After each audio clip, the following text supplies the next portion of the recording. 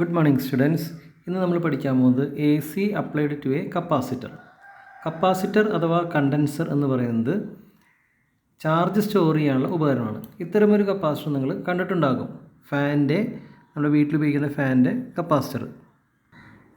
ഈ രീതിയിലുള്ള കപ്പാസിറ്റർ നമ്മൾ ഫാനിൽ ഉപയോഗിക്കുന്നുണ്ട്. ഇതുകൂടാതെ നിരവധി തരത്തിലുള്ള കപ്പാസിറ്ററുകൾ അവൈലബിൾ ആണ്. ചെറിയ വാല്യൂ ഉള്ള ഇത്തരം കപ്പാസിറ്ററുകളോടേക്ക് വലിയ വാല്യൂ ഉള്ള ഇതുപോലുള്ള ഇലക്ട്രോളിറ്റിക് കപ്പാസിറ്ററുകൾ വരെ മാർക്കറ്റിൽ ലഭ്യമാണ്. പലപ്പോഴും ഫാനിൻ്റെ വേഗത കുറയുന്നതിന് കാരണം ഈ കപ്പാസിറ്റർ ചീത്തയാകാം. നമുക്ക് തന്നെ അത് വേണമെങ്കിൽ റീപ്ലേസ് ചെയ്യാവുന്നതേ ഉള്ളൂ. ഒരല്പം ശ്രദ്ധിക്കണമെന്ന് മാത്രം. ഇലക്ട്രോണിക് സർക്യൂട്ടുകളിൽ സ്ഥിരമായി കാണുന്ന ഡിസ്ക് കപ്പാസിറ്ററാണ് ഈ കാണുന്നത്.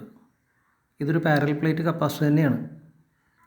ഇപ്പോൾ നമുക്ക് ഈ ഒരു സിംഗിൾ കപ്പാസിറ്ററിനെ ഒരു എ സിയുമായിട്ട് കണക്ട് ചെയ്യുമ്പോൾ അതിലൂടെയുള്ള എ സി വൈദ്യുതിയും അതിൽ കൂടെ ഉണ്ടാകുന്ന എ സി കറണ്ടും കമ്പയർ ചെയ്ത് പഠിക്കാം. Okay, an A C voltage applied to a capacitor. ഈ ഫിഗർ പോലെ ഒരു എ സി വോൾട്ടേജ് ഒരു കപ്പാസിറ്ററിലേക്ക് ഡയറക്റ്റ് കണക്ട് ചെയ്തിരിക്കുകയാണ്. So a capacitor in an D C circuit will limit or oppose a current as it charges. നമ്മളിവിടെ connect ചെയ്തിരിക്കുന്ന ഒരു A C സോഴ്സല്ല, ഡി സി സോഴ്സ് ആയിരുന്നെങ്കിൽ ഈ പ്ലേറ്റിനിടയിൽ ഗ്യാപ്പാണ്, എയർ ഗ്യാപ്പ് അല്ലെങ്കിൽ ഡയലക്ട്രിക് ഗ്യാപ്പാണ് ഉണ്ടാകുക. അപ്പോൾ അത് ഡി സിയെ ബ്ലോക്ക് ചെയ്യും, അഥവാ കറണ്ട് പാസ് ചെയ്യില്ല, ഡയലക്ട്രിക്കിന് ഹൈ റെസിസ്റ്റൻസ് ആയതുകൊണ്ട്. പക്ഷേ when a capacitor is connected to an AC source, it limits or regulate the current but does not completely prevent the flow of charge. A C connect ചെയ്യുമ്പോൾ complete ആയിട്ട് block ചെയ്യുകയല്ല ചെയ്യുന്നത്, അത് അല്പം കുറക്കുന്നു. Current pass ചെയ്യും, A C current pass ചെയ്യും, പക്ഷേ കപ്പാസിറ്ററിൻ്റെ കപ്പാസിറ്റൻസിനനുസരിച്ച് ആ current regulate ചെയ്യപ്പെടുകയാണ് ചെയ്യുന്നത്. നമുക്ക് സപ്ലൈ വോൾട്ടേജിനെ ഈ രീതിയിൽ കാണിക്കാം. That is A C supply voltage is V, that is V max sine omega T. നമുക്കൊരു കപ്പാസിറ്ററിൽ സി എന്ന കപ്പാസിറ്റൻസുള്ള ഒരു കപ്പാസിറ്ററിൽ ഒരു പർട്ടിക്കുലർ മൊമെൻറ്റിലുള്ള ചാർജാണ് ക്യൂ നോക്കുക, സ്റ്റോർ ചെയ്തിരിക്കുന്ന ചാർജാണ് ക്യൂ എന്ന് വിചാരിക്കുക.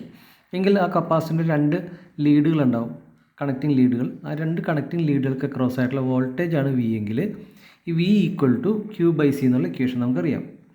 So where Q is a charge in the capacitor. അപ്പോൾ നമുക്ക് ഈ 2 ഇക്വേഷൻ, മുകളിലുള്ള 2 ഇക്വേഷനും ലെഫ്റ്റ് ഹാൻഡ് സൈഡ് വി ആണ്. സോ റൈറ്റ് ഹാൻഡ് സൈഡും ഈക്വൽ ആയിരിക്കുമല്ലോ ഒരു പർട്ടിക്കുലർ മൊമെൻറ്റിൽ. സോ അത് ഇക്വേറ്റ് ചെയ്യാം. So we get V max equal to sine omega T, that is equal to Q by C. Okay, ഇവിടെ വെച്ച് മറ്റൊരു PDF ഫയലിലേക്ക് പോവുകയാണ്. ഇവിടെ കുറച്ചും കൂടി ഈസി എക്സ്പ്ലനേഷനാണ്, അതുകൊണ്ടാണ്. അപ്പോൾ നമ്മൾ പറഞ്ഞു നിർത്തിയിരിക്കുന്നത് ഈ പോർഷനാണ്.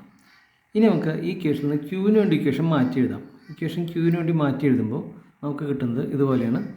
That is C into V max sine omega t കിട്ടും. നമുക്കറിയാം ഇലക്ട്രിക് കറണ്ട് ഐ എന്ന് റെപ്രസെൻറ്റ് ചെയ്യുന്നു. അത് d q by d t ആണ്, rate of change of charge with respect to time. D q by d t ആണ് I. അപ്പോൾ നമ്മൾ എന്ത് ചെയ്യുന്നു വെച്ച് കഴിഞ്ഞാൽ d by d t of q ചെയ്യുന്നു. ഈ ക്യൂവിന് പകരമാണ് ഇവിടെ ബ്രാക്കറ്റിനകത്ത് എഴുതിയിരിക്കുന്നത്. D by d t of q ചെയ്യുമ്പോൾ നമുക്ക് കിട്ടുന്നത് കറണ്ടാണ്. ഇനി നമുക്ക് ഈ ഡിഫറൻഷ്യൽ പ്രോസസ്സ് കണ്ടിന്യൂ ചെയ്യാം. അങ്ങനെ കണ്ടിന്യൂ ചെയ്യുമ്പോൾ കാണാൻ പറ്റും ഇവിടെ കോൺസ്റ്റൻ്റ് ആയിട്ടുള്ള കപ്പാസിറ്റൻസ് ഓഫ് എ കപ്പാസിറ്റർ, അത് കോൺസ്റ്റൻ്റ് ആണ്. വി മാക്സ് എ സിയുടെ മാക്സിമം പീക്ക് വോൾട്ടേജ്, അതും ഒരു കോൺസ്റ്റൻ്റ് ആയതുകൊണ്ട് ഈ 2 ടേംസിന് നമുക്ക് ഡിഫറൻസിയേഷൻ പുറത്തെടുത്തിട്ട് ഡിഫറൻസിയേഷൻ സൈൻ ഒമേഗ ടിയിൽ മാത്രം ചെയ്യാം. സൈൻ ഒമേഗ ടിയുടെ ഡിഫറൻഷ്യലാണ് കോസ് ഒമേഗ ടി നമ്മൾ പഠിച്ചിട്ടുണ്ട് അല്ലേ. അപ്പോൾ കോസ് ഒമേഗ ടി, പിന്നീട് ഒമേഗ ടിയുടെ ഡിഫറൻഷ്യൽ കൂടി ചെയ്യേണ്ടി വരും. അപ്പോൾ അതിൽ നമുക്ക് ഒമേഗ, കോൺസ്റ്റൻ്റായ ഒമേഗ നമുക്ക് പുറത്തെടുക്കാം. So finally we are getting C into V max into omega into cos omega t. That's a equation for current at any instant അഥവാ ഇൻസ്റ്റൻറ്റേനിയസ് കറണ്ട്. അതൊന്ന് ഓർഡർ മാറ്റി എഴുതിയിരിക്കുന്നത് എന്നേ ഉള്ളൂ. ഇനി നമുക്ക് ഈ ഇക്വേഷനിൽ ചെറിയ മാറ്റങ്ങൾ വരുത്താം. അതിങ്ങനെയാണ്. ഇതാ ഇവിടെ നോക്കാം. ഇവിടെ വി മാക്സ് ഈ ഇക്വേഷനിൽ C into omega, C into omega നമ്മൾ ഡിനോമിനേറ്ററിലോട്ട് കൊണ്ടുവരണം. ഡിനോമിനേറ്റർ എന്ന് വെച്ചാൽ സെയിം ആസ് ന്യൂമറേറ്റർ ആണല്ലോ, അതാണ് ഇവിടെ ചെയ്തിരിക്കുന്നത്. ഈ ഭാഗത്ത് ചെയ്തിരിക്കുന്നത് അതാണ്. V max divide by 1/ωc. അങ്ങനെ ചെയ്യുന്നതിനൊരു പ്രത്യേക ഉദ്ദേശമുണ്ട്. അപ്പോൾ അങ്ങനെ വരുമ്പോൾ നമുക്ക് voltage by some resistive nature of the capacitance എന്ന അർത്ഥം വരും. അപ്പോൾ വോൾട്ടേജ് ബൈ റെസിസ്റ്റൻസ് ഈ സെയിം ആസ് കറണ്ട് അല്ലേ. അപ്പോൾ ആ കറണ്ട് എന്ന് പറയുന്നത് മാക്സിമം വോൾട്ടേജ് ഉള്ള സമയത്തുണ്ടാകുന്ന കറണ്ട് മാക്സിമം കറണ്ട് ആയിരിക്കും എന്ന അർത്ഥത്തിൽ അതിനെ ഐ മാക്സ് എന്ന് എഴുതാം. So V M divide by 1/ωc that is same as this thing. Okay, so we can replace it with I max. So the equation becomes, current equation become I max cos omega T. അടുത്തതായിട്ട് നമുക്ക് ഈ cos ഫംഗ്ഷനെ നമുക്കൊന്ന് sign ഫംഗ്ഷനിലേക്ക് മാറ്റണം. കാരണം നമ്മുടെ supply voltage ഒരു സൈൻ ഫംഗ്ഷനാണ്. അപ്പോൾ കിട്ടുന്ന കറണ്ടിൻ്റെ ഇക്വേഷനും സൈൻ ഫംഗ്ഷൻ ആണെങ്കിൽ കമ്പയർ ചെയ്യാൻ എളുപ്പമാണ്. അപ്പോൾ നമുക്ക് ഈ ഒരു ട്രിഗണോമെട്രിക് ഫംഗ്ഷൻ അതിനുവേണ്ടി ഉപയോഗിക്കാം. Cos theta is same as sine 90 + theta എന്ന് നമ്മൾ പഠിച്ചിട്ടുണ്ടാവും. അവിടെ തീറ്റയുടെ സ്ഥാനത്ത് നമുക്ക് ഒമേഗ ടി എന്നേ ഉള്ളൂ. So cos omega t is same as omega t plus 90ക്ക് പകരം റേഡിയനിൽ പറഞ്ഞാൽ π/2. അപ്പോൾ നമ്മളിവിടെ റീപ്ലേസ് ചെയ്യുന്നത്. So instead of cos omega t we are writing sine omega t plus π/2 എന്ന് റീപ്ലേസ് ചെയ്യുന്നു. Okay, so this is a equation for instantaneous current in a capacitor when we are supplying it with a voltage that is V0 sin omega t. So supply voltage that is V max sin omega t, and current is I max sin omega t plus π/2.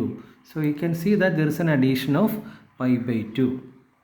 So നമുക്ക് ഇതിൽ നിന്ന് മനസ്സിലാക്കാൻ പറ്റും the current is leading, that is plus means leading the voltage by a phase angle π/2 എന്ന് കാണാൻ പറ്റും. ഇവിടെ നമ്മൾ പരിചയപ്പെട്ട കപ്പാസിറ്ററിൻ്റെ ഒരു എ സി റെസിസ്റ്റൻസ് നേച്ചറിനെ കുറിച്ച് നമ്മൾ പരിചയപ്പെട്ടായിരുന്നു. ദാറ്റ് ഈസ് 1/ωc എന്ന് ഉള്ള ഡിനോമിനേറ്ററിലുള്ള ടേം. അതിന് നമ്മൾ കപ്പാസിറ്റീവ് റിയാക്റ്റൻസ് എന്ന് പറയുന്നു. That is A C resistance offered by the capacitor. So അതിനാണ് നമ്മൾ എക്സ് സി എന്ന് പറയുന്നത്. സോ എക്സിനെ നമുക്ക് 1/ωc എന്ന് എഴുതാം. ഇനി ഒമേഗ എന്ന് പറയുന്നത് നമുക്ക് 2πf എന്ന് റീപ്ലേസ് ചെയ്യാം, where F is a frequency of A C. So X C has another equation 1/2πfc. പിന്നെ അടുത്ത് ശ്രദ്ധിക്കേണ്ട കാര്യം, ഇതിൻ്റെ ഈ റെസിസ്റ്റൻസ് നേച്ചറാണല്ലോ, അതുകൊണ്ട് തന്നെ ഇതിൻ്റെ യൂണിറ്റ് എക്സ് സിയുടെ യൂണിറ്റും എക്സ് എല്ലിൻ്റെ യൂണിറ്റും കപ്പാസിറ്റീവ് റിയാക്റ്റൻസിൻ്റെയും ഇൻഡക്റ്റീവ് റിയാക്റ്റൻസിൻ്റെയും യൂണിറ്റൊക്കെ സെയിം ആണ്. ദാറ്റ് ഈസ് ഓംസ് എന്ന് കാണാൻ പറ്റും. ഇവിടെ ഫ്രീക്വൻസി കൂടുന്തോറും, ഡിനോമിനേറ്ററിലെ ടേം കൂടുന്തോറും എക്സിയുടെ വാല്യൂ കുറയുമെന്ന് കാണാൻ പറ്റും.